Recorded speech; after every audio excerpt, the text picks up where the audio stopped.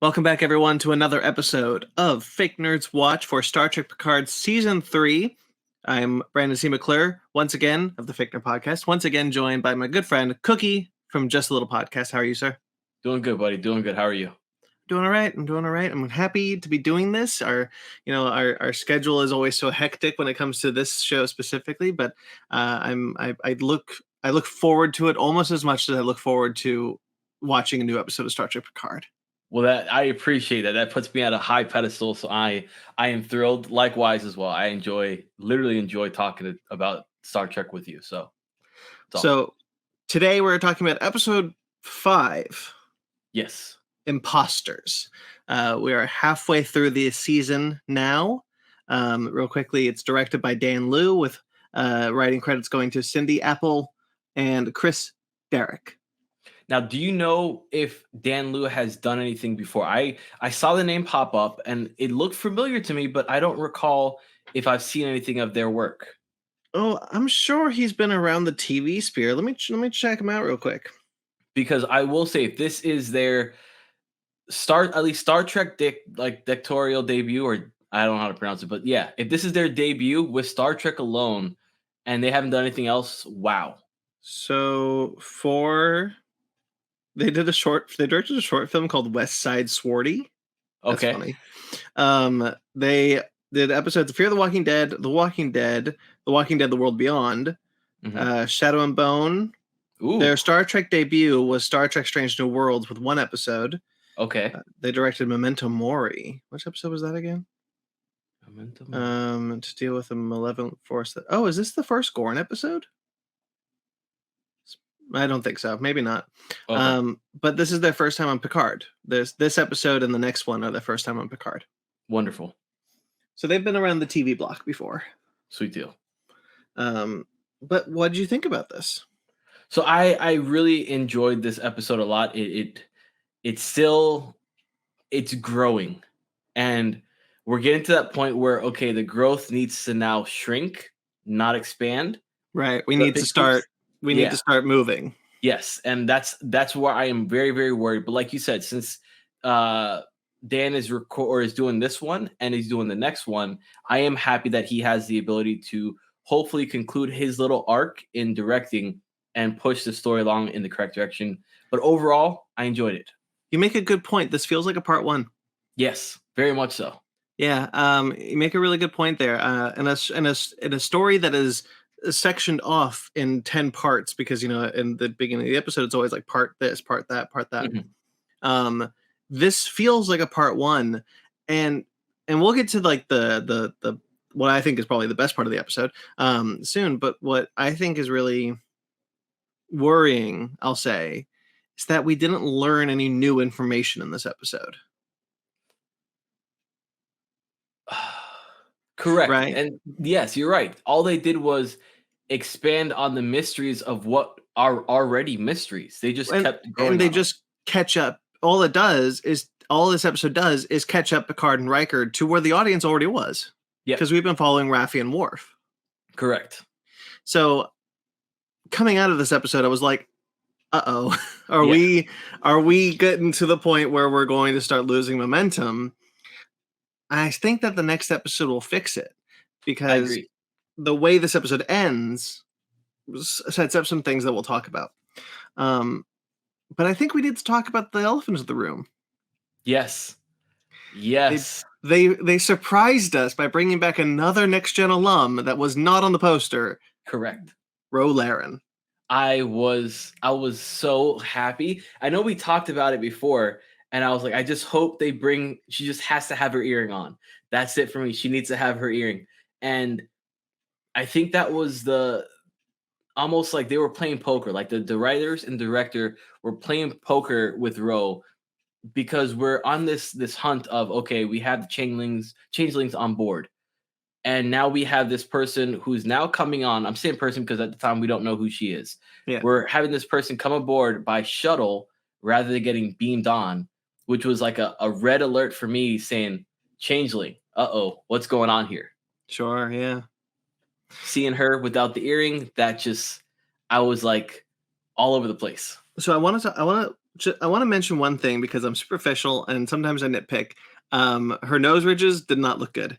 No, they didn't. They didn't. But I could care. For me, I could care less about that because it didn't take away from the story. No, absolutely. Sometimes I just forgot she had them because the way the show is lit, it's a darkly lit show. Mhm. It's just kind of like, especially when they're in the 10 forward bar that they just can't get rid of. It's almost like they disappear, almost like they're drawn on with pen rather than a prosthetic. Yeah. And now I'm sure that there's a reason for it. I mean, nobody goes out to make a bad product. Like, I'm sure maybe that she was just not comfortable with a heavier prosthetic, or that was budgetary constraints. I don't know, because there is a Bajoran on the bridge. On the bridge, Bajoran, yes, there is, who has a really defined nose ridge. So I was surprised, but still, I was unfortunately spoiled by Michelle Forbes' appearance, just like hours before I was going to sit down to watch the episode.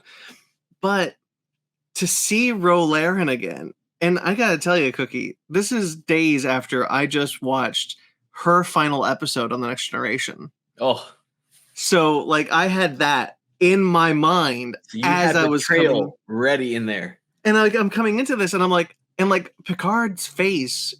Once you get over the shock of seeing Michelle Forbes as Ro Laren again, you start to notice what the actors are doing in response to seeing her again. Picard, Patrick Stewart, delivers some of the best facial acting I've seen him do in the show up until this point, because the rage in his face as he sees her, the shock and rage, and then Riker just like, Ro? What? It's like all of Picard's like lovers are coming to haunt him type of thing. It was kind of funny. Like when I saw her, I was shocked, and exactly what you saw. Like I saw pure rage in Picard's face, and then Riker's comedic relief just like lifted my spirits just a little bit, enough to get over that hump of shock. I like Riker because he's just like, look, that was 30 years ago. Yeah, like get over it, man. And he's like, because like Riker gets it. Like Riker's like, you're not upset that she betrayed Starfleet. You're upset that she betrayed you. Yeah, that was your. Picard has to work himself to that moment, which he finally does. But Riker's so good in the season. He clocks it immediately. He knows exactly what he clocks the kid immediately. He clocks the rage to Ro immediately. He's just like, I get it. Yeah. I know exactly what you're feeling. And Picard's like, dur, dur, dur, dur, dur. For sure. It was so great. I think that did your laundry machine just turn on? No, my wife just opened up the garage downstairs, so I didn't want to vibrate through. It's fine. So Ro actually also has a thematic appearance. I don't know if you caught this. Because when we see when Shaw gets a ship back, by the way, love Captain Shaw.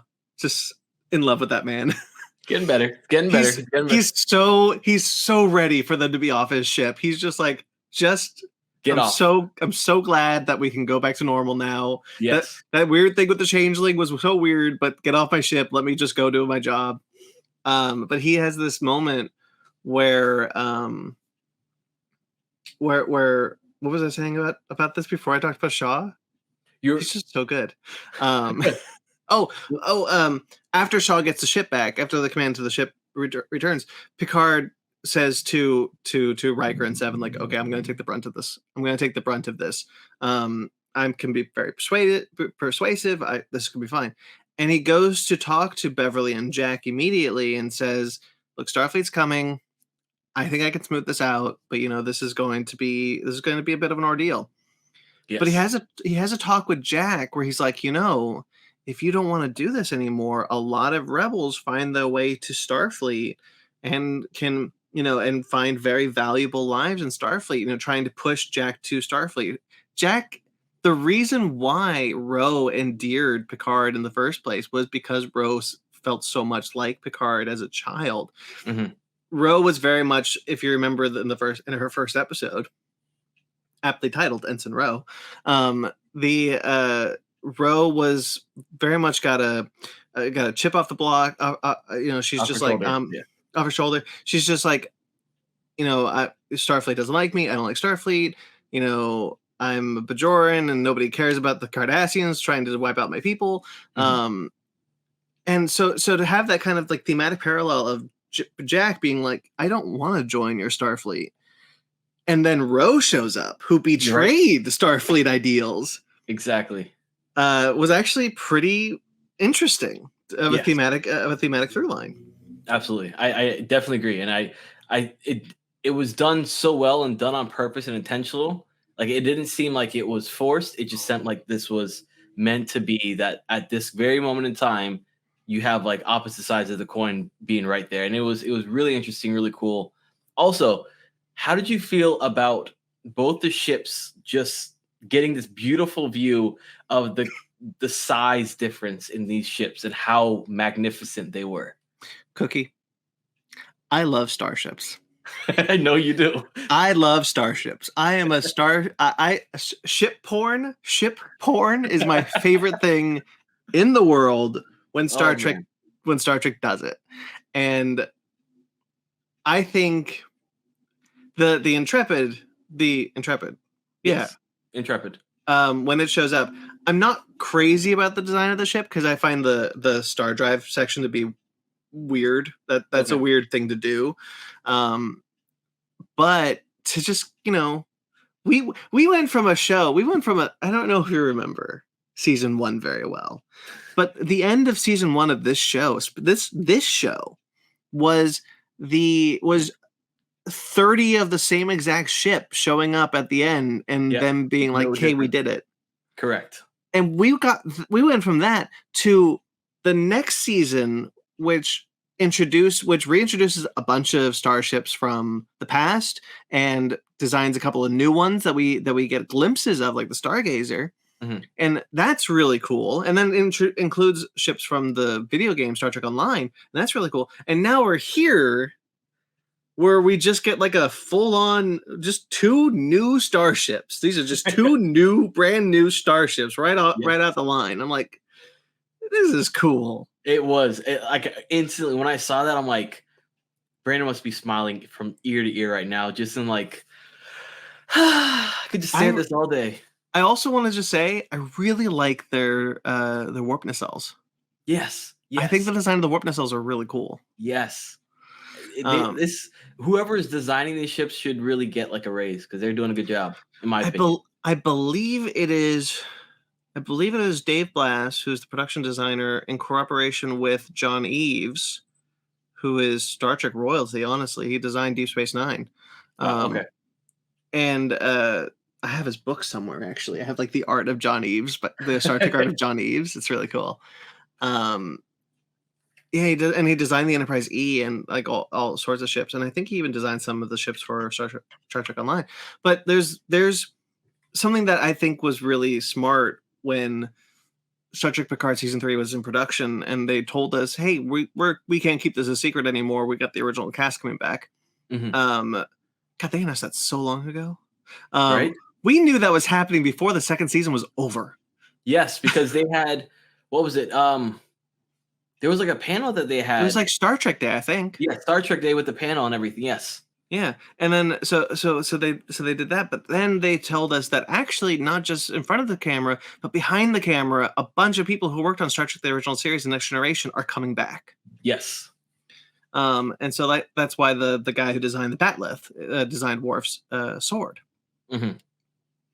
So I want to talk about the Intrepid and the Titan a lot, but I want to quickly talk about Captain Shaw, who doesn't get a lot of play this week. But at first, the first time I watched the episode, I thought it was a character regression because after all that he's been through with these crew, I thought he was finally like, all right, I get it now. But no. And then but he's like really, he's humming in the turbo lift and he's ready to, and he's like, he's so happy. And so like what I thought was a character regression, I falsely thought that a character regression was actually just him, just like, I don't want this. I didn't want this when you guys showed up on my ship. I was happy to help. Get the hell off my boat. Like he's just ready for them to leave. And but when Rose like, we're going to charge you guys with treason, even I was like, hang on. It's a big jump. Yeah, it's a really big jump. They stole a starship. Yeah. That's not treasonous. But then I want to talk about Rose stuff a little later, actually. Because let's move to Raffi and Worf. Sounds good. Which, for me, I will say this was kind of like cliche in a sense. Sure. I just, for the Raffi and the Worf, while I love seeing Worf on camera. I love him. I love the way that he did this Matrix move, was just, one hand behind the back, and he's just whipping his, so fantastic. Yeah. But it felt very much like cliche for me. It needed some other element that was not going to be foretold. I don't know if you felt that way. I did. Okay. I did. I do think that having Worf there gives Raffi's plotline something extra that was needed when Worf showed up. And it could just be because I like Michael Dorn. And I'm just happy to see Michael Dorn be Worf again. For sure. But it's, again, it goes back to, we didn't learn anything new here. Yeah. Like, not really. Oh, we know how they got into Daystrom Institute, but really, did we need to know that? It just kind of felt like we were spinning our wheels, and that's not to say there isn't good stuff in it, because I think the Vulcan gangster is brilliant. I think that's so such a cool idea. Using logic was epic. When he's like, Utopia needs crime, so the criminal empire is logical. Yes. So good. That man is brilliant as that Vulcan. I could have a show with him. Just him. I want a show with just him. Too late though. Yeah, I know. That's the thing. We need another Star Trek show set after Picard season 3 on the Titan. Okay, yes. Real quickly, I'm gonna pitch you my Star Trek show real quick. Okay, let's go. I want this on record in case it happens. So the Titan, I think, is a great ship, and I think should be the setting for a show set after Star Trek Picard, set in 2402, the year that the show would be, and it's a little bit more episodic, a little bit more Strange New Worlds, less Picard Discovery, but still have an overarching season if you want. But I think Strange New Worlds has an overarching season, but it's far more episodic. And it's not Shaw as the captain. As much as I would like him to be the captain of that ship still, it's not him as the captain. It is Seven as the captain, with Raffi as her first officer. That would never happen. Well, but think about it. Think how cool that would be. It would be. A gay couple, not just front and center of a Star Trek show, but the captain and first officer of a ship. That creates some juicy drama. It would create too much, I would say. Juicy, not too much. Juicy. The Starfleet would never allow two lovers to be like captain and subordinate. Why not? No. Why not? It would go against everything they believe. Not everything they believe. No, not everything, but it would go against like their beliefs of it couldn't. I don't know, man. I think it'd be really good. I mean, we've never seen that dynamic before, and I think it'll be really interesting to explore. And you can create something. You can create a plot line where it's like, oh, they're not a couple now, but Seven needs a first officer, so she picks Raffi, because you can pick your first officer. You're not assigned a first officer. Very true. But all right, I guess Archer. He had Archer and T'Pol. Yes, T'Pol and Archer are not a couple. I know, but they fooled around a little bit from time to time. No, they didn't. Trip and T'Pol were a couple. Yeah, but not before Archer had a moment. Don't take away Trip and T'Pol from me. Don't do that. Okay. Would it be cool? I definitely think so. And I think that would be heavily like I think if they could make, it's not rated R, but like, was it TVMA? I think that would be your TVMA if they made it that way. I don't even think you need to do TVMA. I think you just make it. I mean, it's not like they're having sex on the bridge. No. I just think that there would be. Of course, you're gonna want to show that they're they have this ability to separate work and their personal lives when they're on duty together, and they have the ability to join back again and be a couple, be in love couple. Yeah. Because Are we they going had to get back together at the end of the season? Are we going to see them as a couple again? Or did they just no, I don't think so. I think they're done. That's a bummer. We barely got to see them as a couple. I'm calling it right now. Raffi's gonna die. Oh, you think so? I think Raffi's gonna die. I'm a little concerned Jordy's gonna die. I swear, if that happens, so help me God, I'm writing off Star Trek forever. I have no basis for that theory. It's just a thought that came into my head before we started recording, where I was like, "Oh, what if he's dying?" Oh, that would break my heart. Because we got both of his kids being introduced in the next season, in the next episode too. Next episode, yeah. Anyway, yeah. I think that there should be a show set after this, after the season, no matter what, because I think that there's a lot of space you can go in. Space. There's a lot of places you could go with a Star Trek show set in this time period, and it would further what Star Trek always was meant to be, which was just kind of keep going further in the timeline, keep doing new ships, new species, new things, and there is a happy medium between what Strange New Worlds does and what Star Trek Picard does, and I think you can find that. And I have no reason to think that the current showrunner of Star Trek Picard, Terry Matalas, isn't the person for the job. I think that he clearly has ideas. He's campaigning for a new Star Trek show. Mm-hmm. I think that we can move this story further without the legacy characters. I agree, and I think we kind of have to in order to keep Star Trek afloat, since we're not getting any more Discovery. It's like all we have left is a legacy character of Strange New Worlds, so we're going to need more than just that to happen. Right. And if you think about it, like all we have left are prequel shows. After Discovery and Picard are done, all we have left and Discovery started as a prequel show, which is so weird to say. But like Strange New Worlds is a prequel. Technically Lower Decks and Prodigy are both set in a time period that would constitute a prequel. Yes, I agree. Because they're set in the early 2380s, and we're now in 2401. So we need something happening now. We need something to go further. Forward. Yeah, exactly. And I've said it before when like Star Trek Discovery was canceled, but like Strange New Worlds has a shelf life.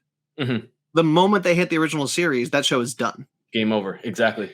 So if you want to keep live action Star Trek alive, and I hope Paramount does, I think this is where you put it. You set it after Star Trek Picard, and you move it forward with the Titan. Sounds good. I definitely agree. That was fun. Not to jump back to Worf or anything. How did you feel about now getting Worf's handler and the same kind of reaction that Worf was doing to Raffi is what's happening to him, kind of being turned down and saying, no, you can't do this and you can't do that. We understand why later on. It seems that because of Starfleet being infiltrated from like the top working its way down with potential changelings, this person that's behind the screen who's talking, who's the handler, could very well be somebody who is a changeling and just kind of giving them the runaround. We don't know. Well, we know it's Ro. Do we? Yeah, that's Ro. Because she says find another way. So she can't get them access to Daystrom Institute, but she's not telling them to say it to not go to Daystrom. She's telling them to find another way. Because I know at the end, without jumping too far, we do get that visual screen pop up, and nobody expected the person on the side. I just thought it was more of Worf was just in communication, not knowing that Worf had access to view her. And if that's the case, why didn't she go? Even Worf in that scene says what happened to Commander Ro. Yeah. You're right. What happened to Commander Ro? It must be weird because Worf is technically a captain. Yes. Yeah. He was taking orders from a commander. For sure. That's definitely sucks. Anyway, I don't actually think Worf has an official rank in Starfleet right now. Is he officially still part of Starfleet, or is he kind of like working off the books, not really? He says it in the first time we meet him, like properly. He says that Starfleet and his interests just align. Yeah, okay. So he's not part of Starfleet, and I don't think he probably will be. Okay, I think his place in Starfleet is really strange if you consider Nemesis, Star Trek Okay. Nemesis, because he's back on the Enterprise.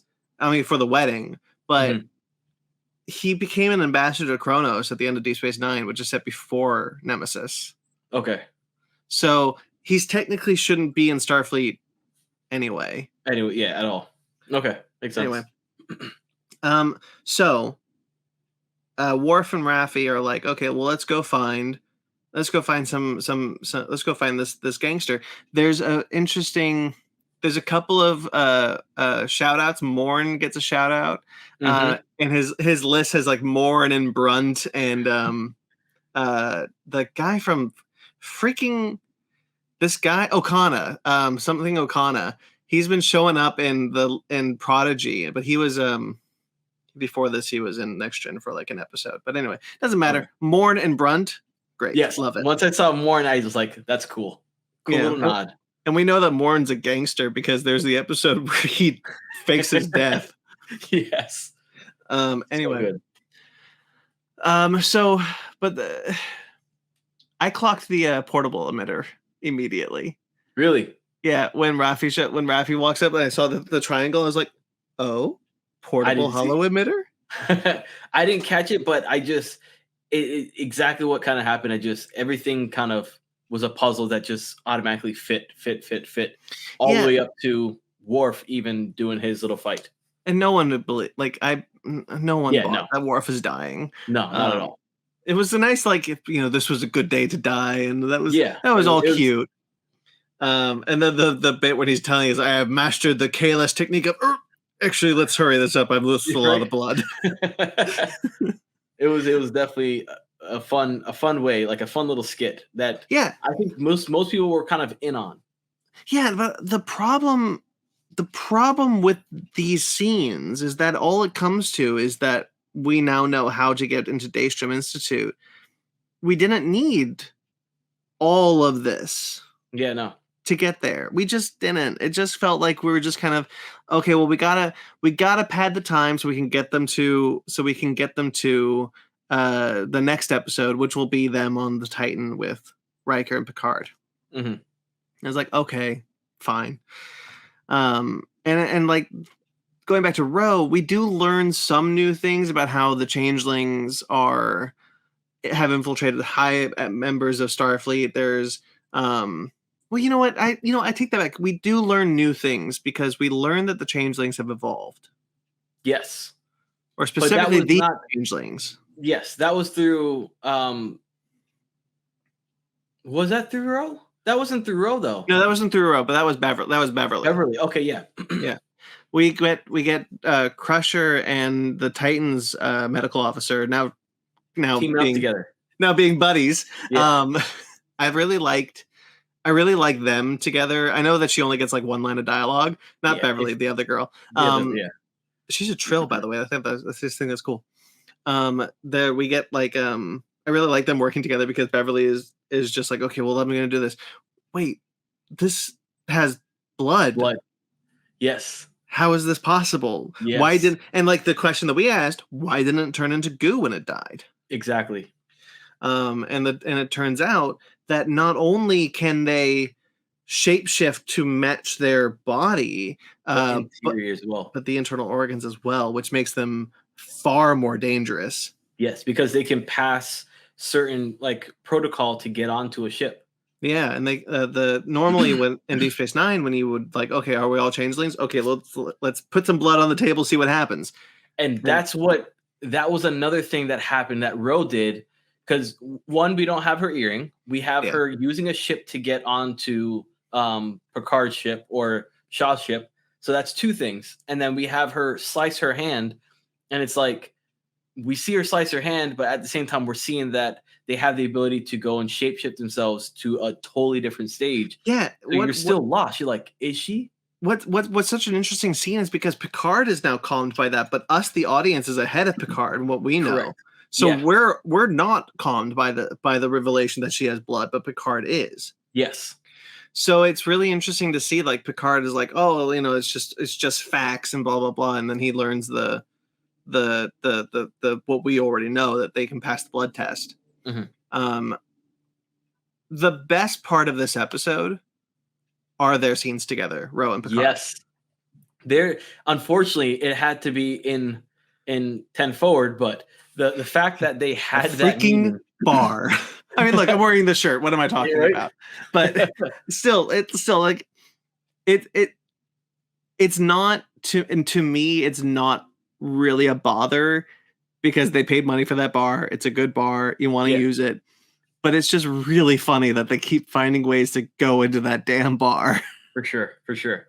It was definitely, though, it was really good, and it was nice to see Picard still have his wits about him, because when he went into the bar, he immediately went for 2 drinks and he automatically hit a switch to turn off to turn off the safety protocol so that he could actually do some damage if needs be, and if this is in fact a changeling. Yeah, because I mean, Ro's acting weird and he doesn't know why, but we know that Ro, if this is Ro, then she just doesn't trust Picard either. Yeah. Because she says, like, I don't trust anybody. I don't know who on the Intrepid is a changeling. I don't even trust the captain. The captain could be a changeling. Yeah. And like we see her, and like she's like, okay, well, I believe that there are changelings in every sphere of Starfleet going up to the top. Mm-hmm. Why do you think this way? Because the security protocols for Frontier Day have not been granted to me, and I'm a security officer. And so that's kind of her kind of like aha moment. Yeah, like she's been following this conspiracy for a while, and she is right because but she's also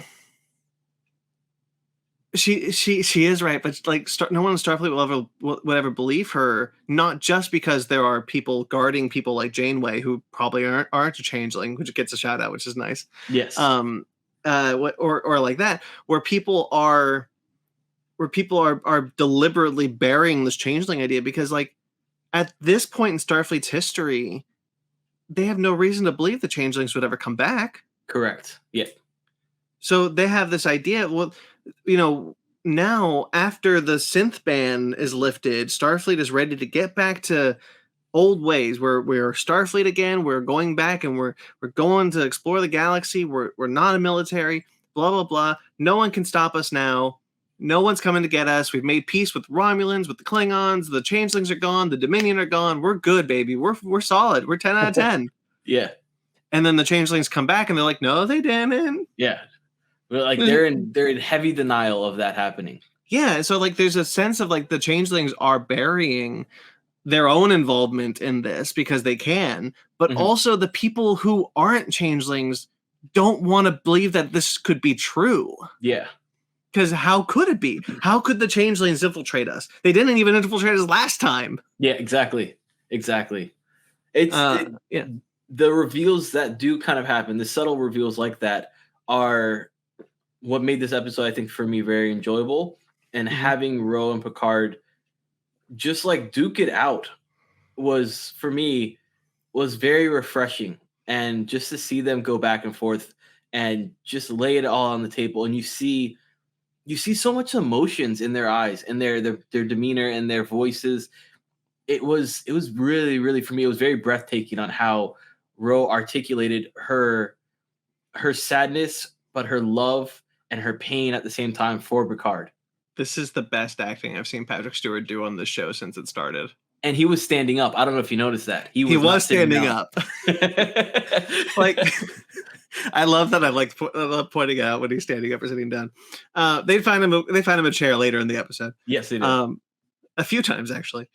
But when he's holding the phaser to Ro and Ro's holding the phaser to him, they start battling. And neither of them are going to pull this trigger. They know that, but they are having a discussion that Picard says, I have been rehearsing this for 30 years. 30 years, yes. And he pulled out his Bajoran on her. Yeah, and like he's been ready for this. He's wanted to confront her with this because he says it. You broke my heart. Yeah.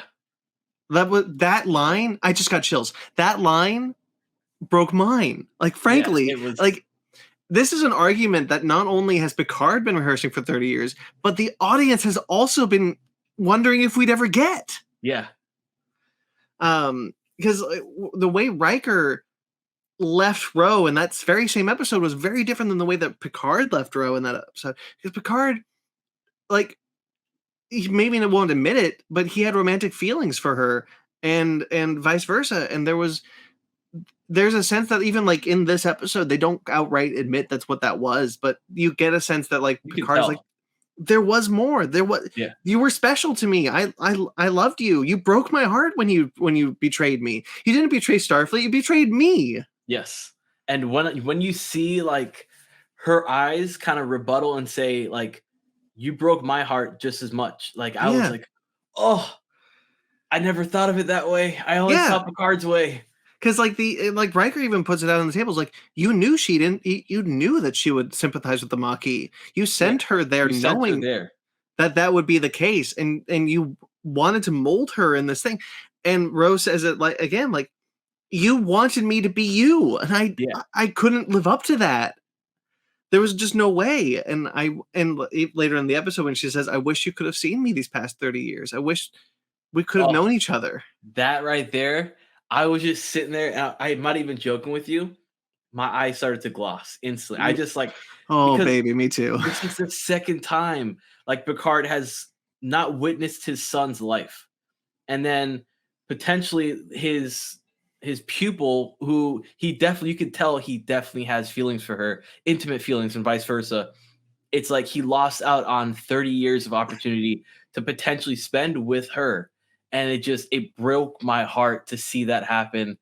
And Picard plays it off very well when he sits back. I know we'll get to it, but when he sits back down in the chair and he's just mourning, oh, beautiful acting. The whole argument is something that I could the value of this episode is not honestly in what further it does for the plot. And I admit on a macro scale, looking at this as a 10 episode series, as a 10 episode season, halfway through, and there's not a lot of information in this episode. Okay, sure. Yes, and I acknowledge I said that, and that is an issue. But the stuff with Ro is frankly incredible. Yes, it makes up for the lack of development with the story by showcasing just sheer ability to perform and perform well and Yeah. perform their duties as far as an actor to their old character that they have not played in so long. Like Ro hasn't played that character in so long. Riker hasn't played. Riker had a little hiccup, but he got it smoothed out. Now we have Ro. He's good. He's good He in is. the season. Ro had no hiccup. She was in there like swimwear. Well, she's also been acting this whole time. Yeah. Unlike Jonathan Frakes, who turned to mostly directing. Directing, correct. But one of the things that, like, if you're going to do an episode like this, where it's like, okay, we need an episode that's just going to catch up Picard and Riker to where the audience already is. We need to get them so that they're going to connect with the B plot, and then the B plot and the A plot can now be the one plot. Correct. Okay, well, how do we do this? Let's do it through the lens of an old character coming back, but it's not a friend. So it's not like, oh, if Geordi shows up, I don't know how Geordi's going to be in the show, but like if Geordi or if Riker shows up, right? You know, it's like, oh, Riker, my big friend. Oh, we're gonna hug. Oh my goodness, that's not what Ro is. Ro's not a character like, oh, Picard. Oh, Ro, let's hug. Oh my goodness, how have you been these past 30 years? Oh, I've been swell. Like that's not what we're going to get with Ro Laren. Mm-hmm. So it creates a lot of really interesting drama that I think the smart move. Well, frankly, the smart move would just be like, okay, well, Worf calls them, and then they pick him up, and they're Bob's your uncle. You're done. Mm-hmm. But if you're going to do it this way, I think this was a pretty strong way to do it. For sure. I really the changelingest changelings in the whole show. Those two changelings that show up with Ro, immediately I clocked them as changelings. That was me. Instantly, just the demeanor, the walk, I was like, yep. It was cliche. I knew it was gonna happen, but I was like, let me just enjoy the ride. I'm along for the ride. But the way that Jack demonstrated this ability, this hidden talent, hidden ability, it really was like, I don't know. It was just like a light switch on for him, and that mystery of what's going on in his brain, his PTSD that he has, is so intriguing to me. I want to know what it's about. This is the one that bugged me the most, though. As far as the non-answers we get in this show, the big one, as far as the non-answers we got in this episode, the big one is that we don't learn anything new about Jack. Mm-hmm. And I think that Jack's whatever is going on with Jack is interesting, but I need it to progress. I need it to I need it not to be a tease anymore. And we get a lot of Jack in this episode just kind of hallucinating, killing the crew. All right, that's all well and good. And Beverly seems pretty oblivious to it all. But I don't know. It didn't. For me, the Jack stuff was the weakest part of the episode. As cool as that John Wick moment was at the end of the episode, that to me is like, I didn't need him wandering around the halls and pretending and imagining that he's killing a bunch of crew members. And for me, I think that was also a very weak point, was when Seven gave him a uniform and she just left him. It's like, hey, you can blend in, you can get around. It's like, okay, but you need to be hiding, dude. You shouldn't be walking around like that's not how you blend in. They have his face, like, yeah, just sitting there chilling. Like, I was like, come on, man, you know better than that. And then to walk over to the transport station, it's like, what are you thinking? What are you planning on doing? Like, you're just gonna beam off where, in the middle of space? Right? Is there a planet close by? No, we're in the middle of space. Yeah, that for me just was really odd why he walked over there. And I don't know if it was like his hallucination brought him to that point, and then he just woke up and he's like, where am I? Like, he has this schizophrenia type of ordeal. So let me ask you, because you often ask me questions. Sure. What do you think is going on with Jack? I think what is your current theory? I think that he was taken as a kid, because when you see that wooden door, it's not like a spaceship door. It's wooden. Mm-hmm. It's like a normal Earth style door to me. And for me, that kind of rings in a different sense. And we hear this constant voice of like, come back to me, come back to me. It's Beverly's. If you watch the subtitles, it's Beverly's. Correct. So when I see that, it's like, okay, maybe it has to do with like him being abducted and he's trying to find his way back to Beverly. And this is almost like the father-son moment, because we have Picard in season 2 going through those same motions in his mind of remembering what he had as a child, but it was an altered memory that he never actually fully took grasp of until he actually sat down and really let loose his emotions. So maybe this is the same concept, father and son connection. So I didn't consider that. So theoretically, you could. What you're saying is that the changelings, because there's clearly a connection to Vadic somewhat. Yes. Somehow kidnapped Jack when he was a child, and maybe programmed him, and that's what we're seeing is the programming. Kind of like tweaking out a little bit. It's almost like the the Russian codes that you have. Sure. Blue Jay. Yeah. But then why does Vadic want Jack? Wouldn't she want him to be in the ship? Maybe because they want to extract something from him. It's just like if you were looking at Winter Soldier. They always wanted Winter Soldier back because he is like this key to being an ultimate weapon. And it's like once you can control the ultimate weapon, you're good. Because you no longer have a changeling doing these actions. You now have a human doing these actions that can fully infiltrate into whatever. And the fact that it's Picard's son is just the icing on the cake. It's like, this is an admiral's son. You can get away with a lot. Sure. I think he's a changeling. You think so? Yeah, I don't think he's actually their kid. That would suck. That would be like one of those, what's like Twilight. Spoilers if you haven't seen Twilight, the last one. Oh my God. Like, spoilers for Twilight, guys. Batten down the hatches. But like the giant end, and you had this epic battle happen. Oh, I know exactly what you're talking about. And it's like, really? You guys suck. So like, I like that. I'd like that. I have only seen, have I told you this story because you brought this up? I have only seen 2 Twilight movies in theaters. Actually, really? Ever. I've only seen 2 Twilight movies ever, and both of them were in theaters. the first and the last. How was that reaction in the theater when everybody witnessed that happen? Man, I will never forget being in the theater, watching that last Twilight movie, not understanding a word that's going on, not understanding anything about this movie, kind of having a good time too about it. Like I'm kind of rolling with it and kind of like, all right, this is kind of whatever. Bunch of girls around me screaming their heads off because Taylor Lautner's name showed up.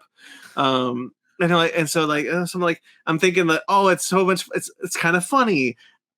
Then the battle happens and everyone in the audience is mouth agape and shocked and like, what is going on? Because like everyone here has read the book except for me, who is like so into this battle, being like, oh my God, this is so cool. And like, in fairness, it's really cool. It is. And then like, and so like everyone is like, oh my God, and people are dying, oh my God, like you can hear the gasp in the audience. Like it was the most verbal audience I've ever been in, and I've been to every Marvel midnight premiere. And then it was revealed to be a dream. Yes. Or foreshadowing.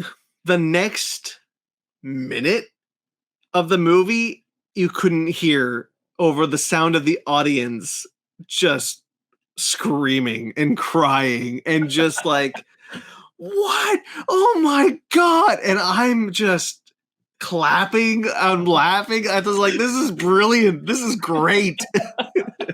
Oh, that's too funny. That is hilarious. Honestly, one of my favorite movie theater going experiences. Oh, that is fantastically funny. I'm not gonna lie. If I saw that here, I would be upset though. Sure. Yes. I mean, it's kind of all about execution for me. Like I forgot what we were talking about. Like if you were like, no, I know. I remember it now. I just thought I was telling you a fun story about Twilight. If you wanted to do that, it's got to be executed well. Mm-hmm. And there are many ways where it could not be executed well. And I think at this point, we've kind of gotten to the point where we're accustomed to this being Picard's son, Beverly and Picard's son. And I think the way that you do it, and I thought a lot about this, I think the way that you do it is that there is a Jack Crusher. This one's the changeling, though. Okay. And they took Jack and replaced him with a changeling. Okay, I can see that. If that's the case, changelings don't need to eat. Granted, they have. When do we see Jack eat? Well, no, I only say that because Jack has been with Beverly on their little small ship for however many decades, doing all this medical stuff, and it's like, okay, if that's the case, but then again, where we've come to the realization that hey, they have evolved and their organs inside have evolved. Sure, so maybe, and this changeling might not know he's a changeling. Yeah, and that. Like you can have it that way, and I'm not even sure if I 100% believe this theory that I just concocted, but like it would kind of seem plausible of what we're seeing about Jack's interaction. Like he instinctively knew that they were changelings. He says that he didn't, but there was something inside of him that was like, "This is a changeling. Kill it." Yes. Whoa. And like, right. Sorry, and so like just you connecting those dots now, it's plausible. Right, and so like a changeling, it can identify a changeling, and yes, and he was, and also he was the only person to even go to changeling. Like I didn't even see a changeling when he punched the dude's face. I was like, oh, it's a shapeshifter. Yeah, there are other shapeshifters in Star Trek. Are there? There are. Yeah, we've seen them in the original series. That was decades. That was centuries ago. And even in the Next Generation, there's a changeling. There's not a changeling. There's a shapeshifter. There's the girl. This is an old episode, so if you don't remember this one, it's fine. There's a girl who has a nanny who's a shapeshifter. Girl who has it. It's like this little girl. She's on the ship, and everyone's like, "Oh, well, let's be friends with this little girl." No, it's not a little girl. It's an adult woman who's in relationship, who's like really likes Riker, and Riker is like, "Oh yeah, okay." And then this old lady like shapeshifts into a monster. Yes. So I thought, oh, it's a shapeshifter. I didn't immediately go to changeling. But Jack did. Jack said there's a changeling on board. So, like, okay, well, if this is the idea that, like, okay, well, he can identify changelings almost instinctively, and then he can say, and then if he doesn't know he's a changeling, then that creates the idea of like, okay, well, there is a Jack Crusher out there, and they got to rescue him. This is also a show about, we don't know who we can trust, and if you don't reveal one of the characters to be a changeling, you kind of wonder, okay, well, can you trust anyone? Yeah. Which is the answer is yes, because you can trust all your good friends because they're all not changelings. Correct. Or And you have the ability to question them. Right. And I don't think it would do this show any good. There's a theory, I don't know if you've heard this theory, that Riker is a changeling. And I don't think it does anybody any good to go on that theory, because here's the problem. This is kind of the same problem when everyone was talking about Secret Invasion, revealing that Captain America was a Skrull, which isn't going to happen.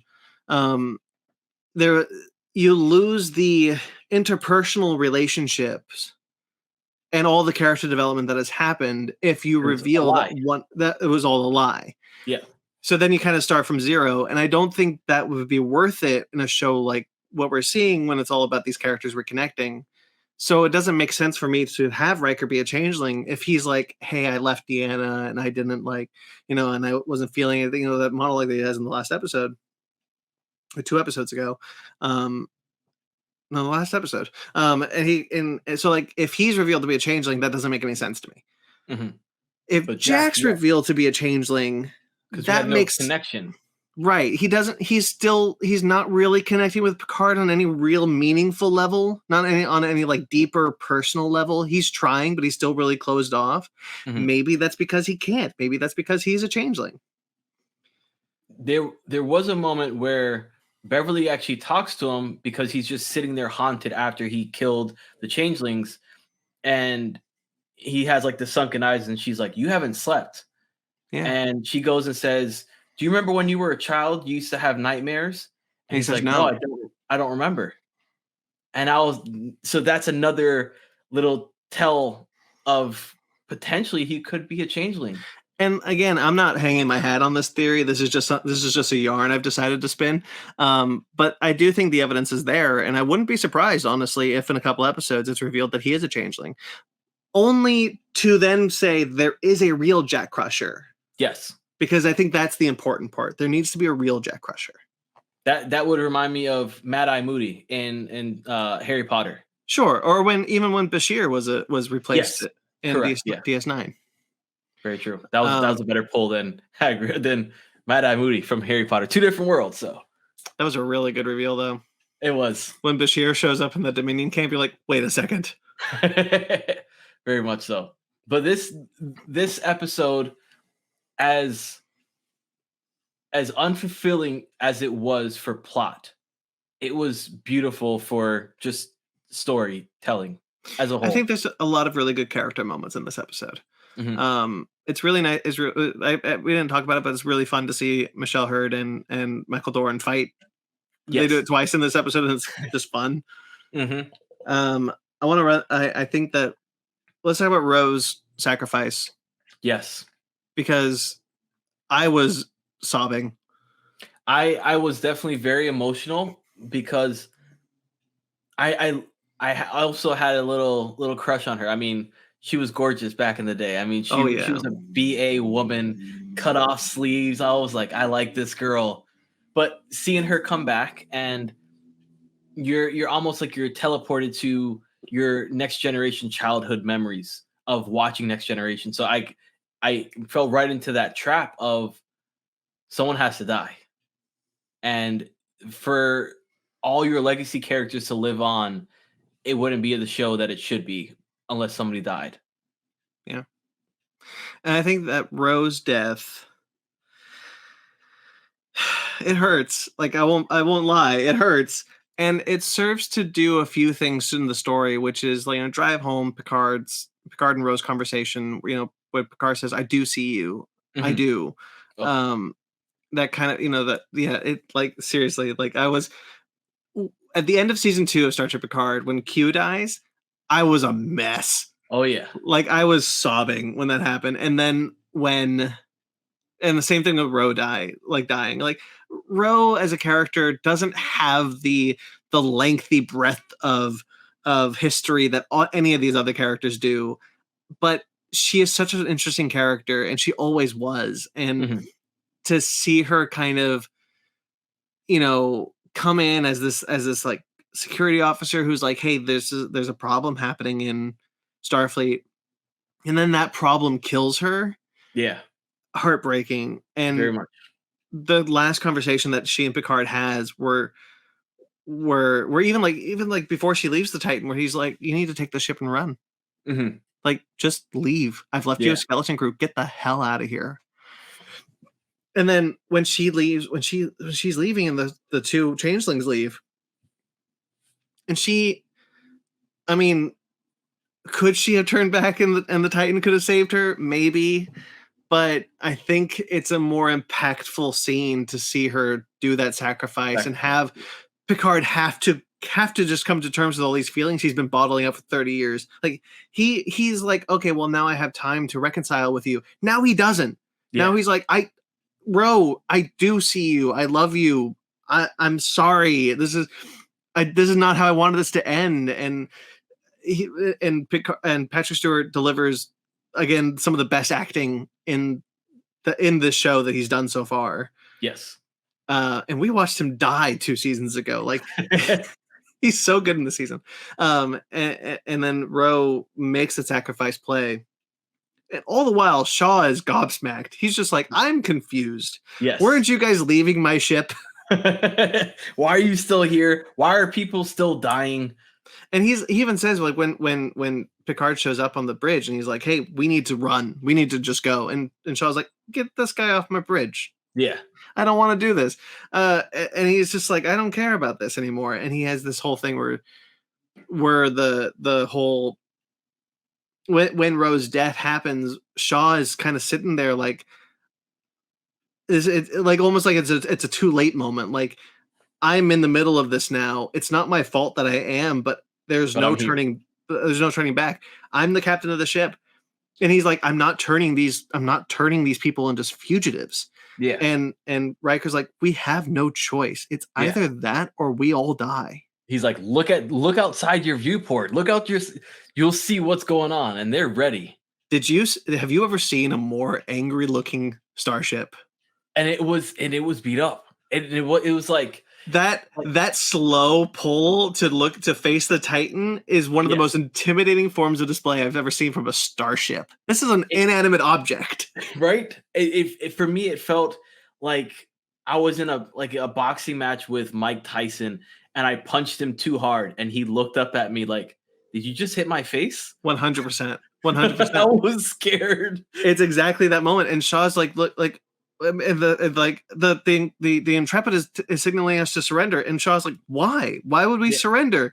And Riker immediately goes in there like, Picard's down. Picard is emotionally compromised. Riker goes into captain mode, and he's like, we need to get the hell out of here. That ship, the changelings on that ship are going to frame us for this. They're going to accuse us. Exactly.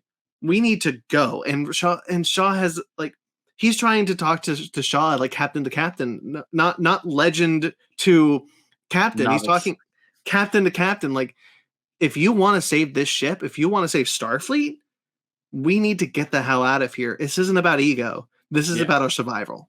For sure.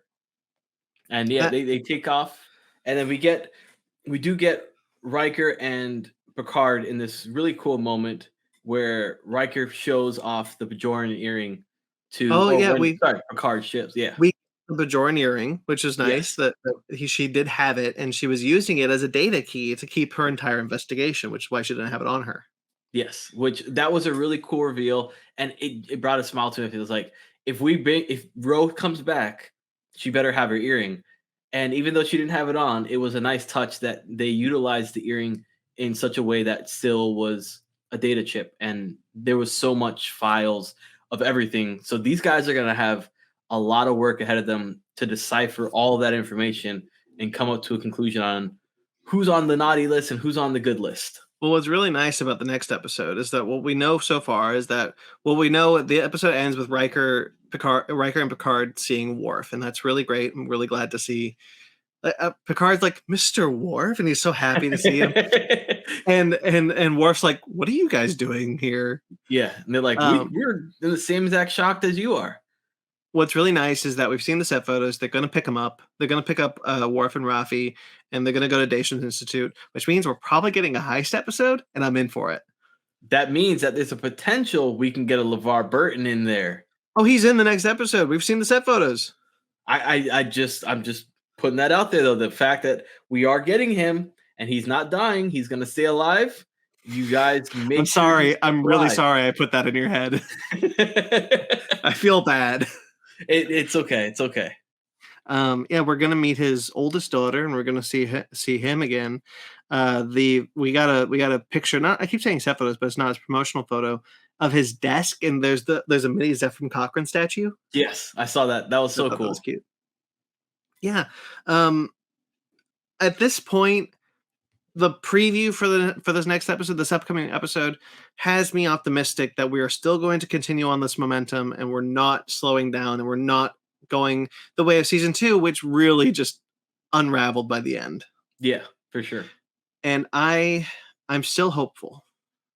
Same here. I'm looking forward to this next episode, and I'm looking forward to more of the mystery kind of being solved so that we get to a finite point on how to conclude this series and these characters.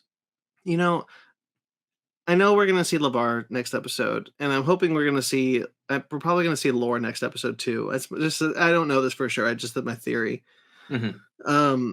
Hopefully we see Deanna soon, like actually not on a view screen. Yeah. But you know who I actually want to see, and I didn't realize I wanted this until recently. I actually want to see their daughter. I want to see Kestra again. Okay. I want to see Riker and Deanna be parents again. We got it in season 1, and I was happy about that. But like, sometime in this season, I think we need to bring in Kestra, and even so, like, oh, what do you think Worf sacrificed? His child. You think he sacrificed Alexander? No, I don't. I'm just joking. But I think he sacrificed his place in Klingon history. Oh, like maybe he sacrificed his honor? Yeah. Maybe. He's done that before. He has a few times. I know he did it for his brother. Yeah, Kern. Oh, you think we're gonna see Kern? No. Oh, if we don't see Alexander, we better not see Kern. I could believe we'll see Kern before we see Alexander. That would be too funny. I mean, I have a wish list of all these characters. Look, I would love to see Sela, Kern, Alexander, Kestra. There's so many characters that it's a real bummer that this is the final season of Star Trek Picard, because like if this was Picard from the start, then we could have had multiple seasons where we have other Next Generation characters coming into the plot and doing things like this, and that would have been really cool. Yeah. But Patrick Stewart wanted to do Logan again. So whatever. He wanted to do Logan, except this time he was Logan. His claws come out really slow. He has to take a breather. Yeah. So I'm anyway, going back to like Kestra, like there's like I think we're going to see other Next Generation characters that we aren't going to expect even by the end of this. I don't think in any sort of significant capacity like we saw Ro, but I think in a capacity. Like maybe, I don't know, Will Wheaton? No, we saw him last season. They already got his cameo. I'm just joking. I'm just teasing you. Although, actually, it would make sense for this season. It would be cool to see Janeway because she gets a mention in this episode. Yes. I think Prodigy's got her on lock. I don't think we're going to see her. You got to watch Prodigy. Get a young Cisco's son at least? Oh, maybe. Maybe he's I don't think so. Dumbo. I don't think we're gonna see them. I don't think we'll see any. I don't think we'll see Cisco. Ooh, maybe no. We won't see Quark. That'd be cool though. I was gonna say that was my next poll. Would be Quark. You know who I want more than anyone? Go ahead. You know what? I'll say who I want and who I think should be in the show. The Nagus. Oh my God, is that guy still alive? He better be dead. Is Wallace Shawn still alive? I think he is.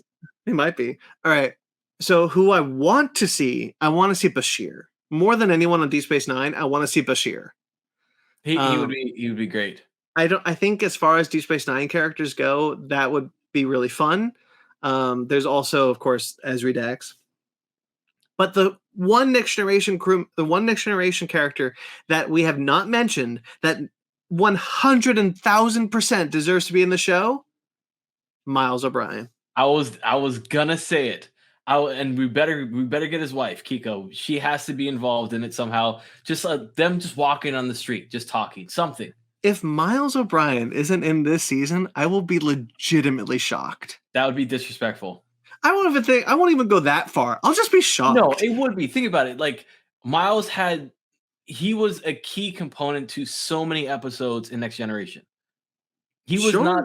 Yeah, you're right. He was not like a third wheel character. No, he was a main supporting character. Yeah, and then he moved over to Deep Space Nine. Correct. Where he was a main character. Miles is a great character. Colm Meaney is a wonderful actor who everyone loved working with, and that's why he kept getting more stuff to do on the show. Yeah. I would love, like, the fact that we haven't talked, that nobody talks about Miles O'Brien being in the show is really baffling to me. If he's not in the show, I'm not going to say it's disrespectful. I'm kind of with you though, but like, I don't want to wish too hard, and be disappointed. I gotcha. But I would be surprised because I think more than anyone, he deserves to be in it. And again, look, all these characters that we're listing, Sela, Janeway, Kern, gotta be really funny if we said Kern and not Alexander. Ezri, Bashir, all these characters, Garrick, all these characters could show up again if they did a show set after this one. Correct. Very much true. That's kind of where I'm sitting, where I'm like, it would be a good idea for Star Trek, and you would fulfill the desires that people wanted to see from this show from the jump. But then, like you said, if we bring back a lot of the legacy Deep Space Nine characters, they've already had a wonderful send-off. Don't screw it up. Right, but you're not doing a Deep Space Nine episode.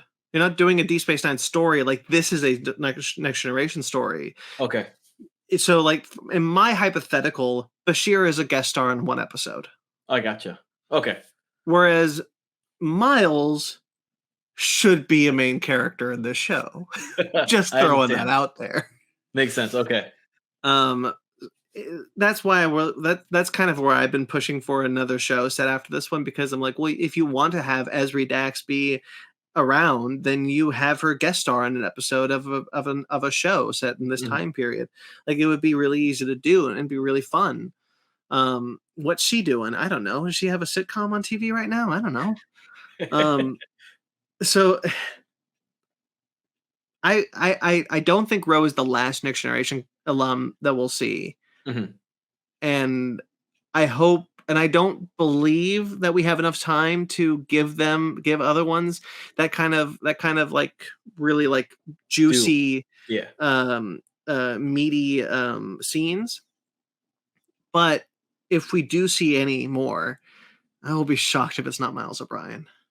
Unless we see, like, maybe, I don't know, Miles is hanging out inside of Geordi's office. They're just chit-chatting, talking it up. And the thing comes on, like the little monitor comes on, and he's like, "Oh, incoming message." You know what? I got to take this. You know how they should bring back Miles? I just thought of this. Do you remember the episode of Deep Space Nine where they're on Earth and Miles shows up? But how'd Miles get here? He's on Deep Space Nine. Yes. And he turns out that it's just a changeling pretending to be Miles for a minute. That's how they introduce Miles. That's how they bring as a changeling Miles. I would smile and laugh, but deep down inside I would be like, you guys cry. Easy way out. But like, then you could reveal, the real Miles O'Brien is right around the corner. Yeah. Like, he bumps into another Miles, like they just hit it. Yeah. Oops, sorry. I wonder what Section 31 is doing right now. Are they trying to cover? It's time to end the episode. If you're going to bring Section 31 in this. Hey, that TV show is still happening, starring Oscar-winning actress Michelle Yeoh. It is not happening. Oh, all right. Man. Okay, so I guess that'll do it. I think we've exhausted all this thing. I really like talking to you about Star Trek. Okay, I appreciate it. and Just don't bring up Section 31. and I know I'm on borrowed time with you now, and so You are I'm good, my trying friend. You are good. getting out. I'm just gonna quickly look through my notes. I wrote the Intrepid looks pissed. Yeah. Yeah, I think I'm good. Are you good? Yeah, I'm good. I'm great. I'm loving it, man. Man, that Vulcan gangster is really cool. He was. That was a cool idea. All right, so that'll do it. Cookie, thank you once again for being a part of this journey with me.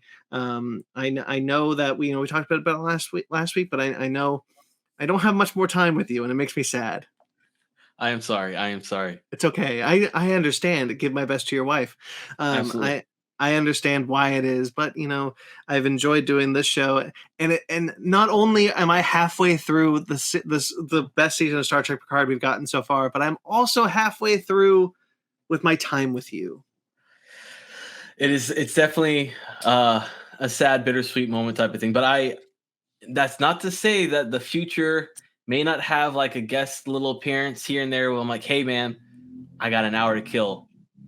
You want to do something? That's true.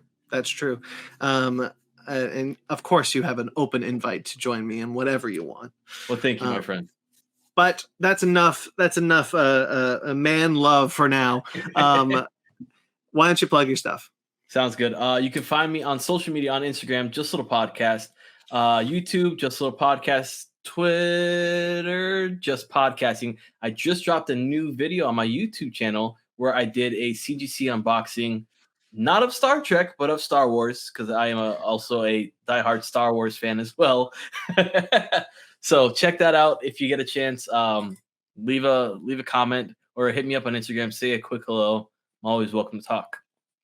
Of course. All right, so guys, that'll do it for this episode of Fake Nerds Watch for Star Trek Picard Season 3. Again, like I said, we're halfway through. We're going to keep going. Maybe we'll get these out a little bit quicker as the weeks roll along, because it's really hard not talking to you the moment I watch these things.